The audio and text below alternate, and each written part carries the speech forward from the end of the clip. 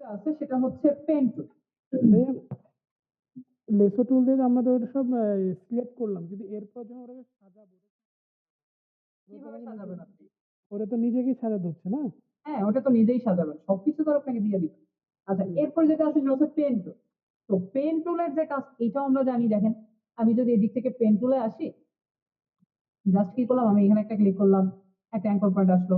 এখানে এসে আরেকটা ক্লিক করলাম, আরেকটা অ্যাঙ্কর পয়েন্ট আসলো। এখানে এসে একটা ক্লিক করলাম, আরেকটা অ্যাঙ্কর পয়েন্ট আসলো, এবং আমার কিন্তু কালার চলে আসছে। আর আমি কি করলাম, যেখান থেকে শুরু করছি সেখানে এসে মিশিয়ে দিলাম, জাস্ট লাইক আমার একটা শেপ মেক হয়ে গেলাম। আপনি সিলেকশন টুলে আসলে এই অ্যাঙ্কর পয়েন্টকে ধরে ধরে যদি কন্ট্রোল করতে চাই, আমি কন্ট্রোল করতে পারি। এগুলো আমরা জানি।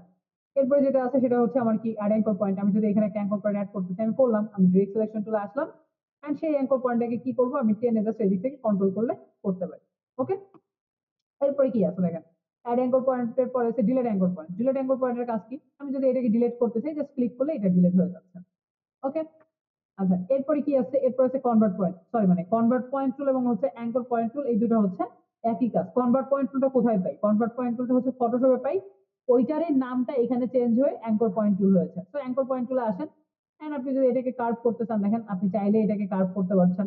আপনি যদি কর্নার করতে চান, তাহলে আপনি জাস্ট ক্লিক করেন, তাহলে আবার কর্নার হয়ে যাবে। ওকে। এই কার্ভ এবং কর্নার কাজগুলো আপনি চাইলে হচ্ছে আপনার অ্যাঙ্কর পয়েন্ট টুল দিয়ে করতে পারেন।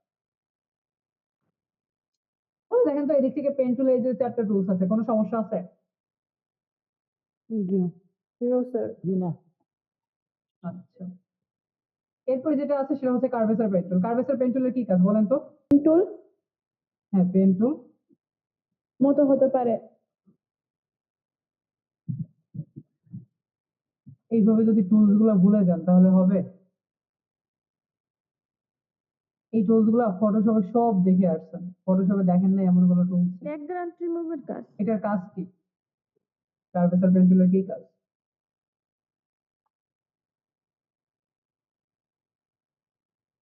এটা তো পেন টুলের স্যার মতোই, এটা জাস্ট হচ্ছে আমার কি হবে, মানে এটা শুধু কার্ভ আকারে অ্যাপ্লাই হবে। তো আমি এখানে একটা ক্লিক করলাম, এখানে একটা ক্লিক করলাম, এটা অটোমেটিক্যালি কার্ভ হয়ে যাচ্ছে, এই তো নাকি?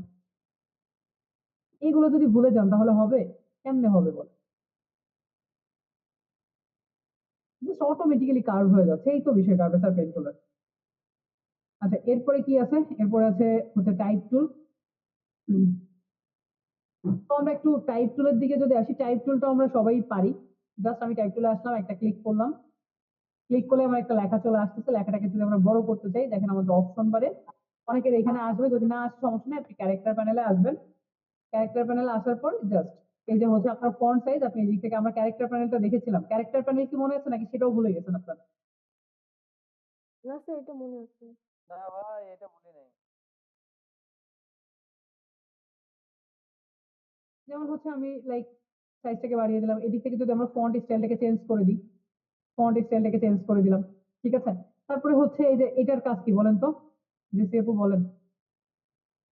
স্যার অ্যাকচুয়ালি এটা মানে আমাদের যে লেটারটা আছে ওই লেটারটার দৈর্ঘ্যটা বৃদ্ধি করতেছে, মানে হাইটটা যে আছে ওইটা।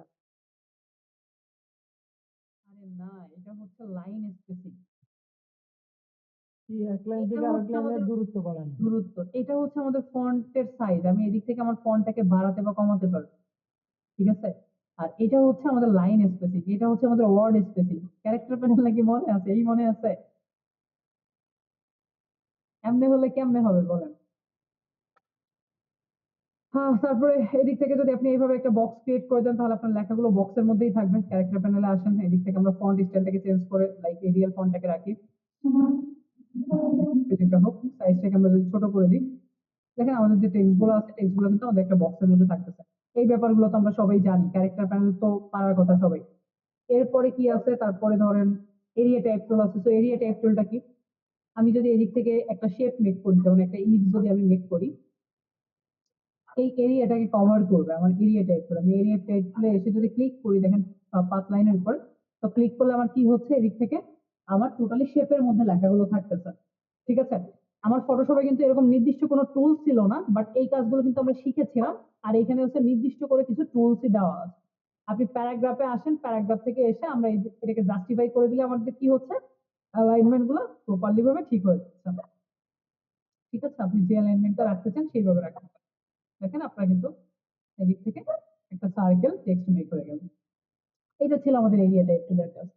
এরপরে কোনটা আছে দেখেন টাইপ 1 পাথ টুল, এটা হচ্ছে পাতের উপর অর্থাৎ বর্ডারের উপর যেটা যাবে। যেমন আপনি যদি এদিক থেকে একটা ইলিপস মেক করেন, দেন হচ্ছে আপনি এদিক থেকে চলে আসেন আপনার টাইপ 1 পাথ টুলের উপরে, এসে আপনি ক্লিক করেন, ক্লিক করলে দেখেন আপনার লেখাটা জাস্ট বর্ডারের উপর চলে যাচ্ছে। ঠিক আছে, এই হচ্ছে জাস্ট পার্থক্য।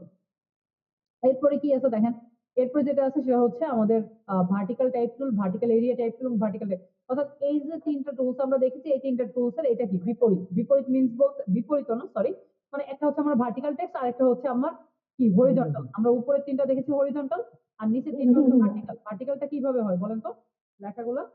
স্যার নিচে